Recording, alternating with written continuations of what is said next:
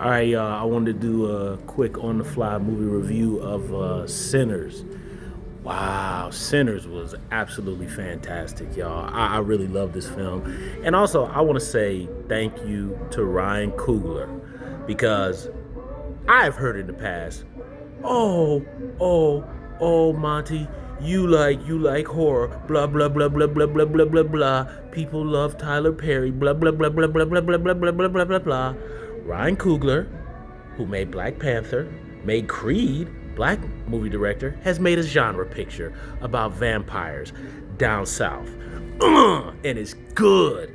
It's got good acting. It's a very good mixture of kind of a lot of southern lore, and also it's got the mixture of just like the music with a lot of the things from black folks are past, like with picking cotton, and it has a lot of mystical elements in it too, and it it's a picture that has very heavy elements about racism from our past, especially down south during Jim Crow and things like that. But it doesn't beat you over the head with it. It really melds. Sorry, y'all, we got people coming. I'm gonna go down the hallway here. So, the movie really melds very good genre and kind of movies that you know talk about like different social issues. And like I said, it doesn't beat you over. I'm sorry, y'all, lost my thought because I was trying to get away from them. But it doesn't beat you over the head with it. It makes the point to make you feel something. Now, this movie is it takes its time. I don't want to use the word slow because I think slow would apply to movies like where you're not learning anything about the characters, where the story is not progressing. This movie is, I think, 2 hours and 18 minutes, but it really takes its time. You get to learn the characters. I don't want to tell you anything about the story. I would recommend to y'all, don't even watch previews anymore because I don't do that myself anymore. But I will say, this was excellent. I love this movie. I really loved it. And I'm so happy to a strong, black, masculine director like Ryan Coogler, who's been killing the game. Him, Antoine Fuqua, these are like the cats. Like really, Ryan Coogler. Hopefully I can step up to that mantle one day. I'll be a little bit of an older man, but I don't give a damn. But so Ryan Coogler, hope to work with you one day, baby. Who knows when? But I just like the fact that you got this director who chose a genre picture with vampires. Now you see, if I give you guys a prime example, I'm gonna digress a tad bit. So a few years ago when I was in film school and we had to learn how to do storyboards and pitch to people story ideas for movies that you want to create, I pitched this genre horror movie. This is back in like 2007, way a long time ago. Everybody was like, nobody likes horror, blah, blah, blah, blah, blah. In your face, because this movie is good and it's got the blood and guts. It's got the character. It's got Delroy Lindo. Delroy Lindo is in a horror movie, y'all. And I might add to people out there who don't know, Samuel L. Jackson was actually in a horror film too, Death by Temptation from 1990. That's a black horror film. Yes, in the face. Yes, that's what I'm talking about. We can do other stuff other than, oh, I slept with my wife, I don't take care of my two kids, blah, blah, blah, blah, blah, blah, blah, blah, blah. Thank you. And all the actors across the board are excellent. Michael B. Jordan, he's doing the Jean-Claude Van Damme double impact, playing two characters. Excellent. Delroy Lindo gives a chilling monologue. And I will say, this takes place down south in 1932, so everybody has a southern dialect to it. So sometimes at times there were certain things that I missed and I had to again. That happens to me when I go to movies. I don't know if you guys catch it. Sometimes I miss things in the story because I'm trying to understand what actors are saying. And that's every movie I've ever seen. It happens.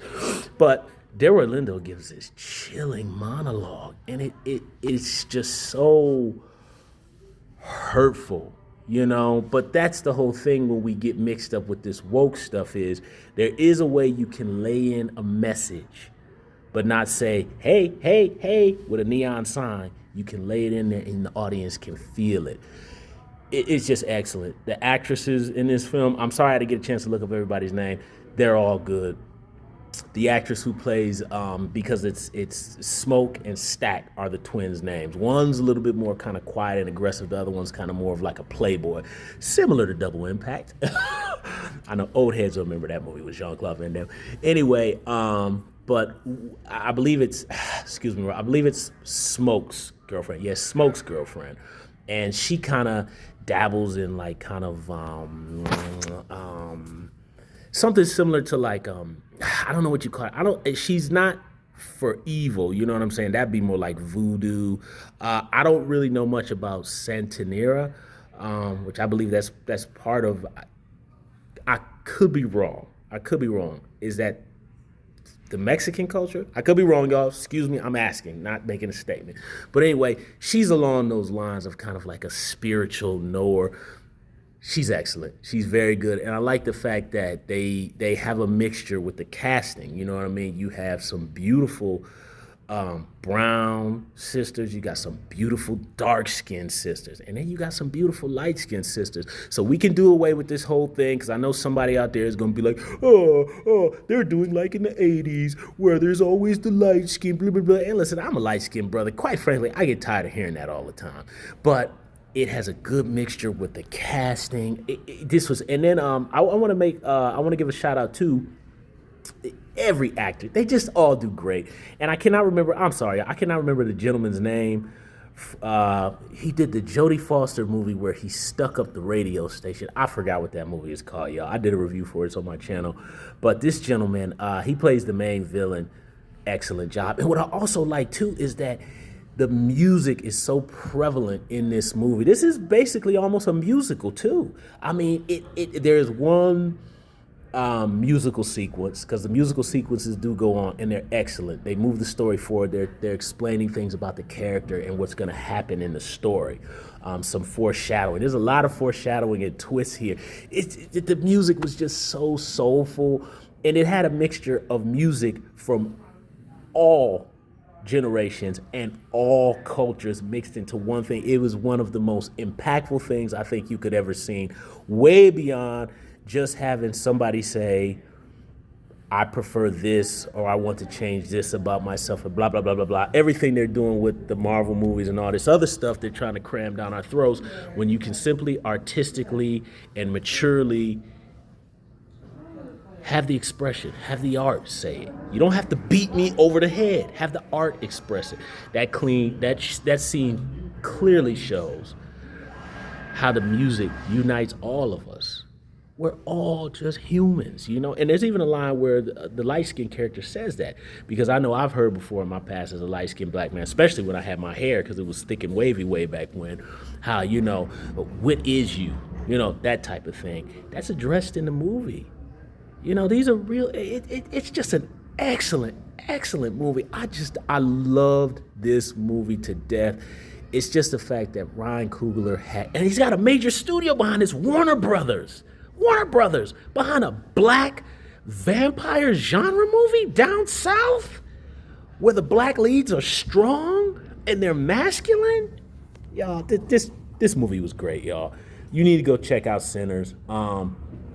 Keep in mind, it takes its time. You get to learn the characters, but it's an excellent film. I absolutely loved it. And also, too, you know, the brothers get the win in this one, man. I get tired of us getting beat down all the time. That's why I don't want to go see no slave movies, man. And also, there is a twist that I am not going to explain, because there's a couple of Marvel-esque kind of behind-the-credit sequences, but there is one behind-the-credit sequence that... This is a good shout out to the brothers who be getting our butts whooped all these years. Yeah, all these little slave movies and all this stuff where we're crying and whimpering. Yeah, there's one for us. I loved it. I loved every minute of it. Man, I love this movie. Ryan Coogler, you my dog. Michael B. Jordan, you my dog.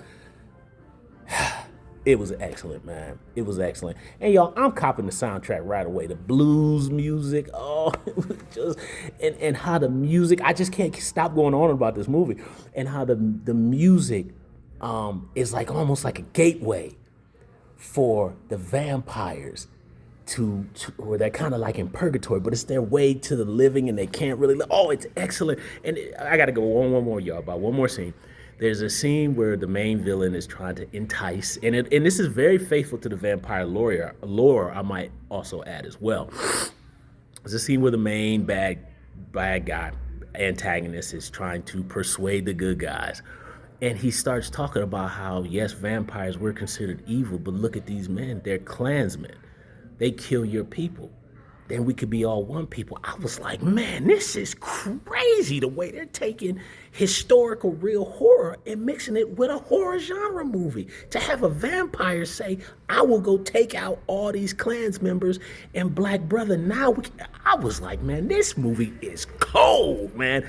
Man, look, go see it, y'all. Just go see Sinners. This is for the not for the weak-minded. This is for the people who want an experience. This is an experience. I love this film, y'all. Go see it, man. Shout out to Ryan Coogler. You my dog, man. Flat out. You the new wave, man. You, Ryan Coogler. My man.